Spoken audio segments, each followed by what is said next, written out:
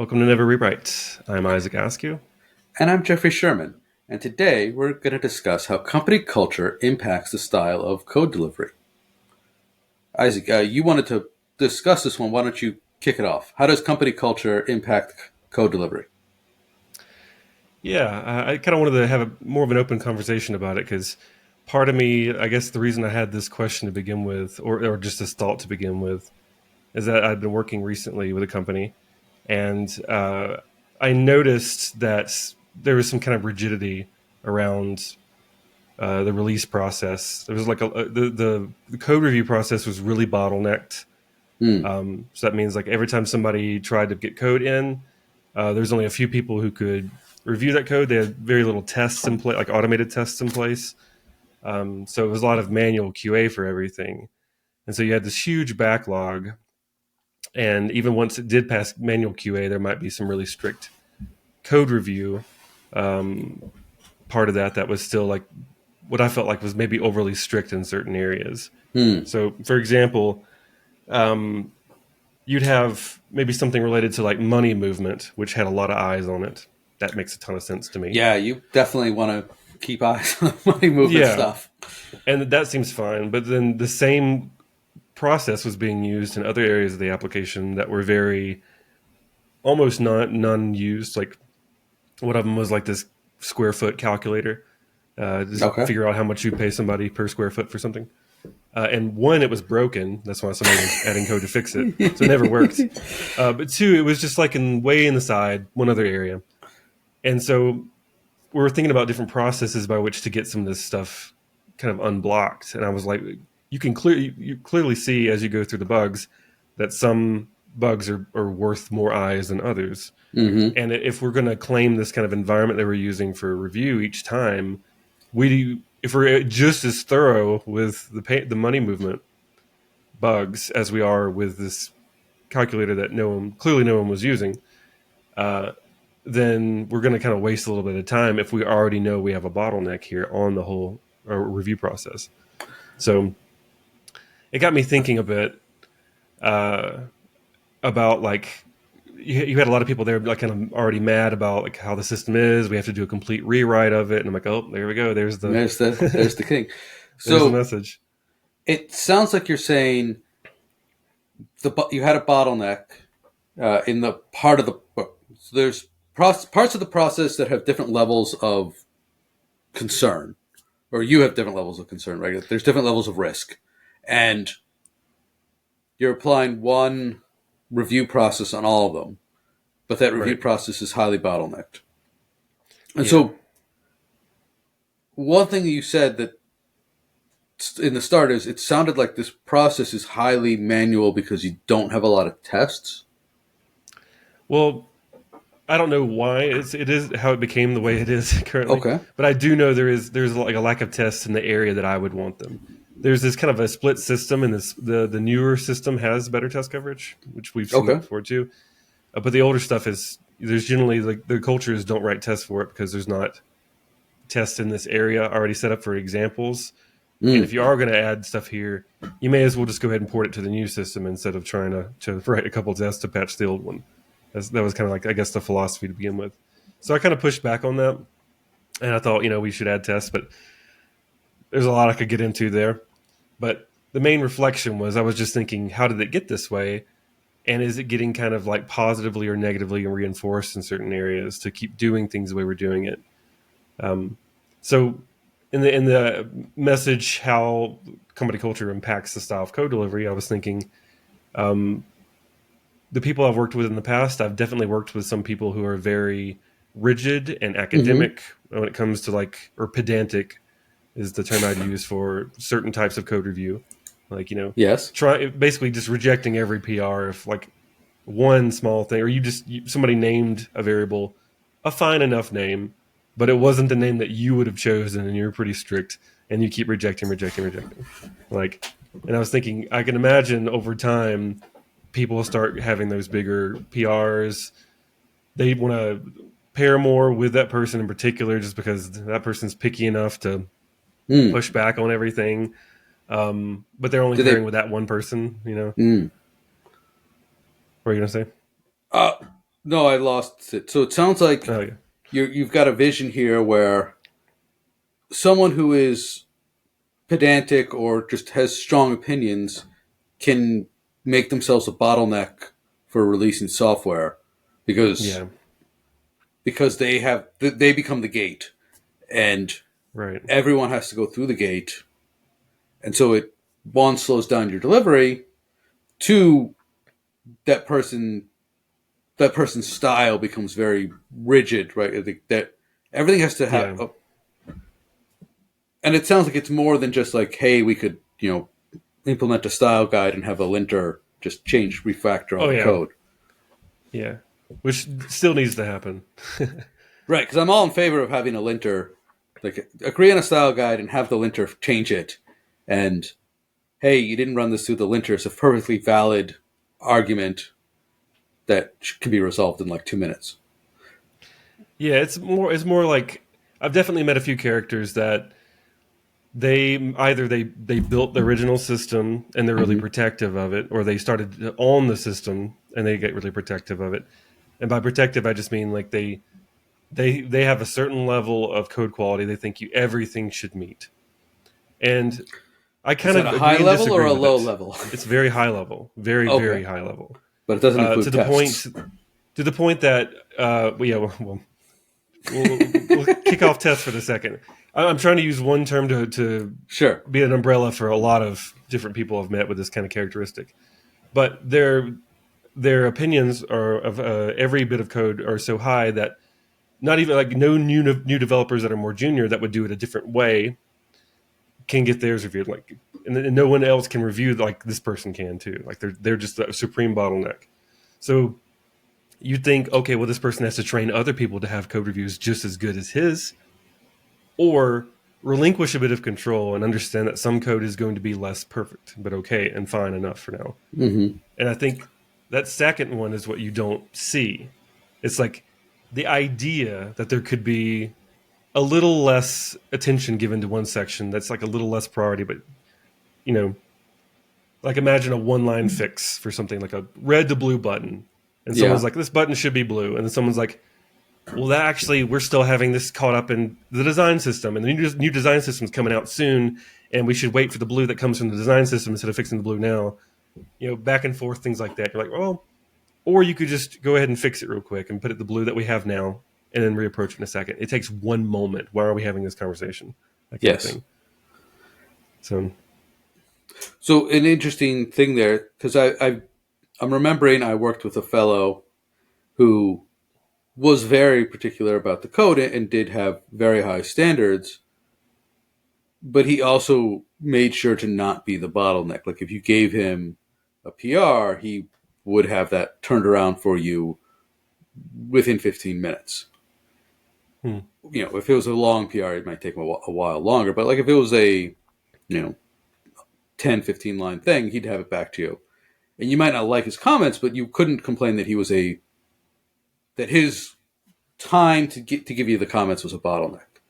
right. That person that person also was, a machine who worked a bajillion hours a day. And so I Okay. think what you're saying is you've got this super senior developer who is writing code and also the bottleneck for the reviews and doesn't see that Yeah. he has to relinquish either one of these positions, right? Like if he cares so much about the architecture and the structure and the code, he's sort of putting himself out there as, okay, I'm now,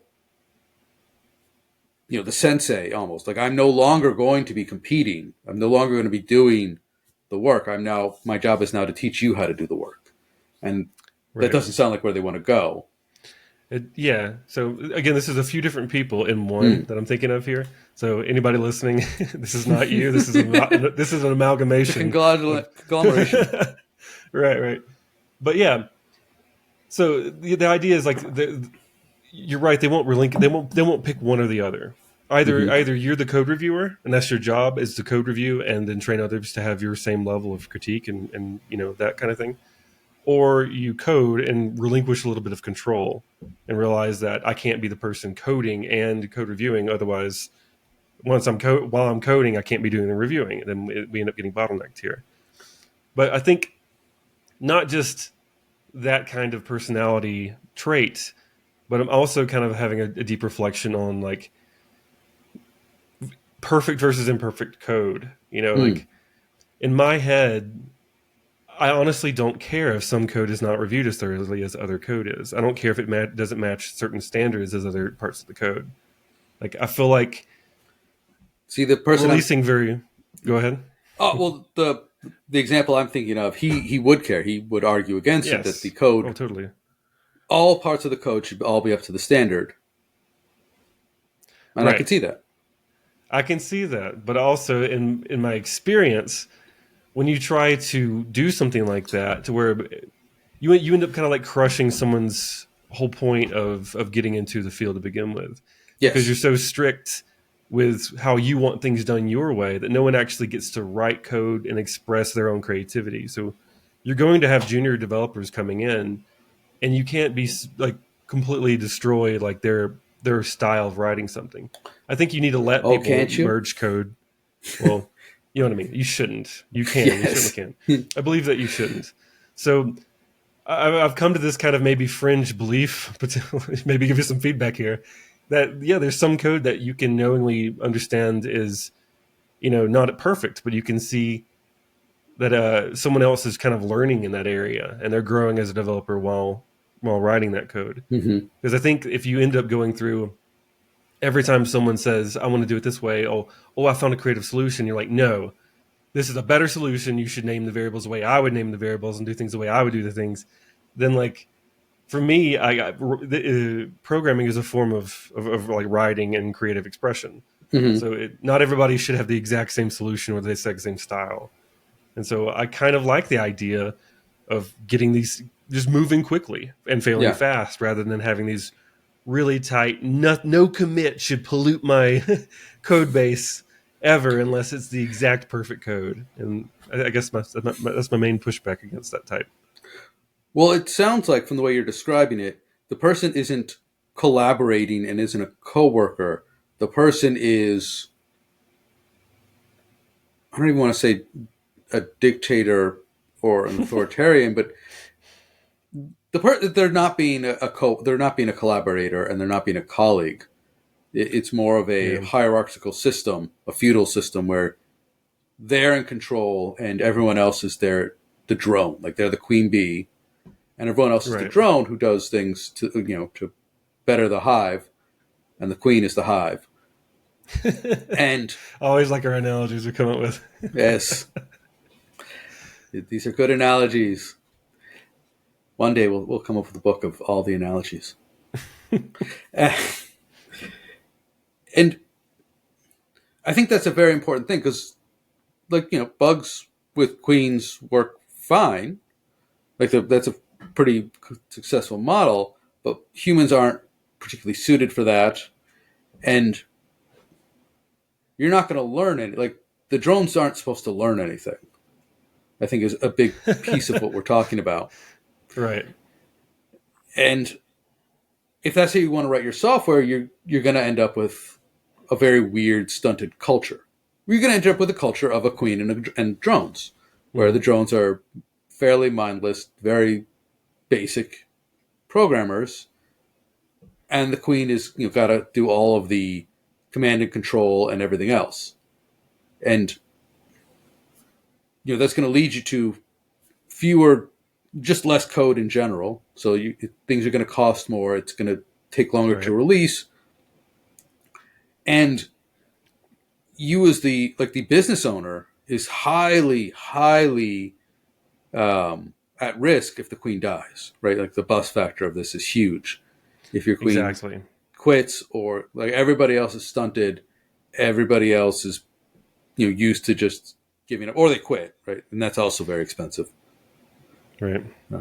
Replacing people is extremely expensive, especially for developers. Yeah. I guess there's a few pieces there because like there's the bus factor piece for like one person bottlenecking everything and like knowing the system that well. Mm-hmm. Um, I mean, obviously they should train other people too, but I think the main issue as well is at least where the company culture part comes into play here. Well, one, they're shaping it, but two, they're shaped by it.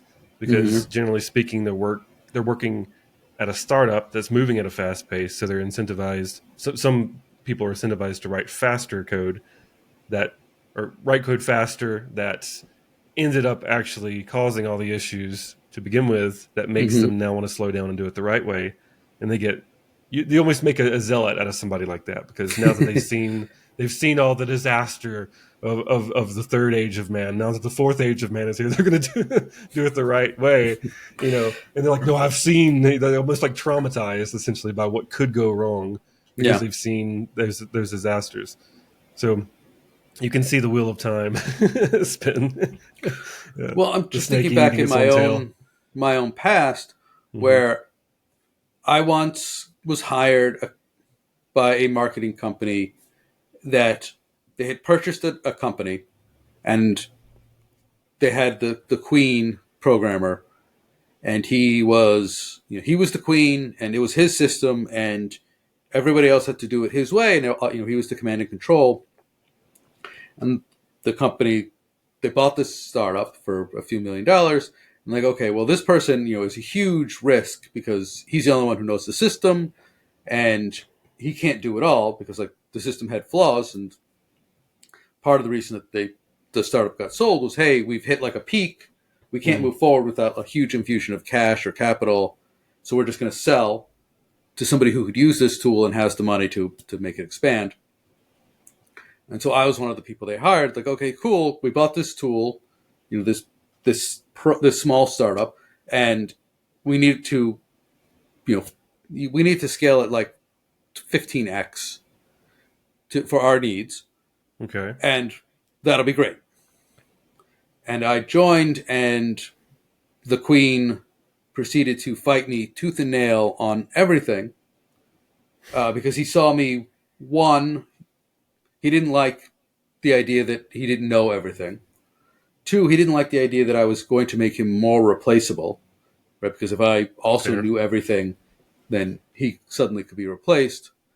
Uh, and just a lot of it was I was an ego threat to him. Like he had told me many times how he was this boy genius, and I'm like, dude, you're 25. He's a You boy.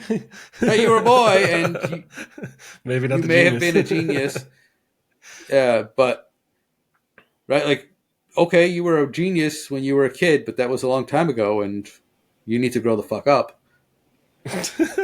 Okay. Right, just like Interesting. that's fine. Like you were very smart as a kid, but eventually you grow up, and now you're not a kid Mhm. anymore. And he just couldn't internalize the idea that like the company was sold. Like he built this thing for a guy, and the guy sold the company and him with it. Mhm. And now he was part of a much larger company, and they didn't worship him, Mm. and they didn't respect the fact that he was the coder behind this thing that got built and sold for millions of dollars. It's like, okay, well, I'm like, I hope you got a good payday out of that. Like, I don't know what Right. you want from me. Oh, I knew what he wanted from me. He wanted me gone. And as you say, he got his way. He got me gone. Okay. Where, I just basically took it to the management. I'm like, look, he's not going to let me in. He's not going to share power or anything else. So you either need to deal with that, or I'm going to move on. And they said, oh well, we're going to let you move on. And I said, okay, cool. And I got a new job. And that's what will happen to any other company that has a similar bottleneck is the good Yeah. developers. The developers who are going to bring new perspective and new skills aren't going to stand for it. They're going to move on. So on the flip side of that, Mm. and the kind of a fun 180 from Yes. the first part of this, uh, is one of the companies I'm working with. They have a really good company culture, Mm. and so there was some rigidity that I had initially expected that did not end up becoming the rigidity that was like it didn't actually come into fruition. It was more imagined Well, that's rigidity, good. and so because this company actually they were actually really open to change, really open to feedback, and they basically were like, "Well, these are our strong opinions, loosely held," but I didn't realize they were loosely held at the time, and they were saying, "You give us some good." reasons to do it faster or to basically Do it in different. certain areas go move a little faster and more risky, and Mm-hmm. then we're okay with trying that. So we shifted things a bit. We actually said, okay, what we're going to do is for these, we're going to organize some things into pods. We'll have different people kind of manage certain areas, and some of the other areas that we can go ahead and throw up on testing environments, we'll go ahead and throw up there and test it in our way real quick. And the other ones we'll test in a more thorough fashion. And if we have any issues with QA, well, let's get two other QAs in there. And they were like, okay, well, we know some other people that are really good, like essentially some sales people or other people that were really good at understanding the product, that knew all Okay. the features of the products that can help understand how that system should behave. And they found more QAers, and they were really open to this change. And I saw something that would kind of like slow down initially, and I was like, oh man, this is going to be a slug. Just from the fact that people were open and accepting to trying new things, Hmm. suddenly switched to a very speedy process. And Nice. that's That's kind great. of, yeah, it was exceptional. And that's kind of what made me think about, man, as I came into this to the system, I was thinking this would be a huge uh, effort, and it would be Yeah. a lot of. It would mostly be a coding effort. Then I initially hit a different company culture, and I thought, oh, actually, I think most of this will be a culture issue because I think there's a lot of rigidity here, and people are not going to be open to trying new things or new processes. And it slowed down for a moment, and then once I learned more and met with people, paired with people, and they saw Mm-hmm. what we were trying to do, it flipped again back to no, everyone's willing to accept some changes here, do things differently, try out something new because they know it's not working for them the way they're currently doing it. And it went back to okay, now we're back to just the Hmm. code delivery part. And how is Um, that? Has the tempo increased to the? I guess the two metrics to me. I know there's the whole Dora metrics, but the two metrics to me that mhm. would stand out would be, that are releases happening more often, and are they smaller in size? Like, are the merge requests getting smaller, and are the releases getting more frequent, or at I would say least the are the releases. release not, air outages getting less common? I would say the outages are less common. I haven't been working with this particular company long enough to have like a good metric for how often it happened before, but I know it's been less frequent, at least recently. As far as how Mm-hmm. frequently they release, they seem to release. They seem to release at a decent enough pace. Like I think before it was like maybe weekly. I'm not really sure, but I think they were transitioning to more daily whenever I got there. But I think the main thing is just the review bottleneck. They would have PRs that were open for months and just didn't pass review, Oh, and then new customers would complain about bugs, and those bugs actually were already fixed with the PR from months ago that couldn't make it through review. And so there was this big effort to go through, finally figure out what's. Hey guys, everybody, just I'm going to grab somebody. Let's review this ticket together. The one who's complaining a lot, the most about mm-hmm. this thing. Let's get it in. Go through, tag all the duplicate bug reports as the same one. Kind of just organize everything. Yeah. And there was a huge effort to do it. Let's get all these open pull requests closed. Let's get everything in review. If it's stuck in bottleneck for QA, let's find other QAers. Let's just all get together. And it was like a really healthy rallying to do this. And I think they went from like 270 bugs to like 180 just from marking duplicates and closing bugs. It went from like 60 open pull requests to like 19. That's a They were big just number. closing things out. And then the team is happy with it. So it was just, it really, I've worked on teams that were like really strict, not at this particular company, but like in different jobs that I worked at. I've worked on teams within those jobs, some of them that were like really bottlenecked and really rigid and not willing to change. And I've worked on ones that were really risky and willing to merge anything without review. And then ones, everything in between. Um, and I feel almost in an interesting way, at least in my experience, the teams that are less experienced but can work together more collaboratively, even if they're Mm-hmm. riskier and move faster, they end up performing better and writing better code in the end because there's no feedback like customer feedback, and you can spend a lot of time planning something to do the pedantic right way for it not to be the actual solution, rather than just getting something delivered fast, even if it's not perfect. Right. Yeah, the iteration is key, in getting things in front of your customers. I would rather get something and deliver something to a customer that was a half measure than take forever and get it something bottlenecked that's like, it has to be perfect.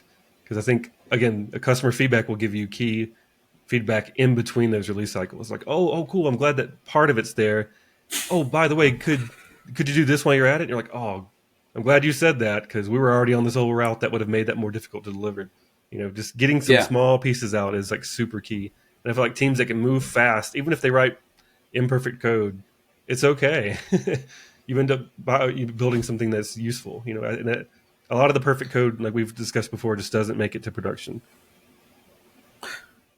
Well, yeah, it doesn't matter if you have perfect code that doesn't solve the problem, then it's not very useful. And if you Or if have you just take too long to imperfect deliver code, it. but Yeah. but if you've got imperfect code, but it's written in a way that makes it easy to change, you can go back and fix it or improve it when you know that it's actually worthwhile to do so. Right.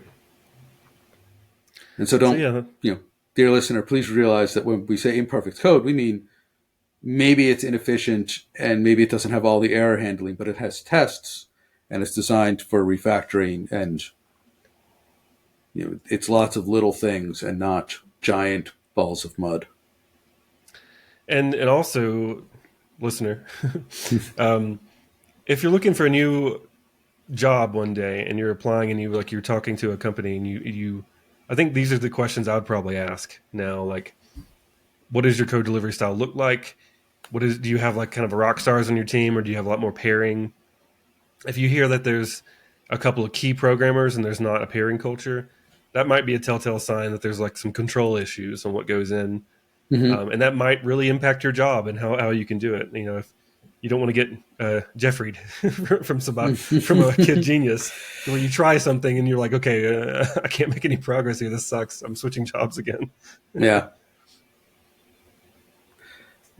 It is to be on the other side of that where you are getting shut down and for the reasons that don't make any sense, or at least don't make sense in terms of actually benefiting the company or the customer. It's extremely frustrating. All right. Any other wrapping thoughts? Nope. I'm Jeffrey Sherman. And I'm Isaac Askew, and this is Never Rewrite.